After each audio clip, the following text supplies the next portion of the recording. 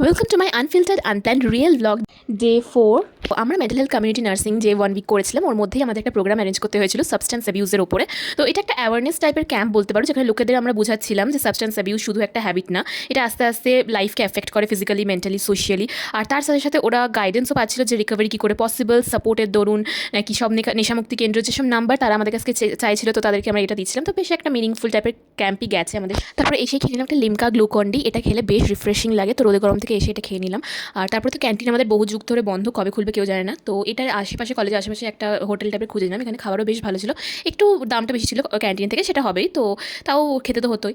তো তারপরে ঘরে এসে গুছিয়ে নিলাম ব্যাগ, কারণ কি নেক্সট ডে আমাদেরকে শিফট করতে হচ্ছিলো কলকাতা, কারণ কি এবার পড়বে আমাদের এসএসকেএম পোস্টিং। তো তাড়াতাড়ি করে ব্যাগটা গুছিয়ে করে নিলাম ডিনার, কারণ কি তারপরে আমাদের একটা সারপ্রাইজ প্ল্যান করতে হতো, কারণ কি আমার বান্ধবীর বার্থডে ছিল। দাঁড়া ফুদে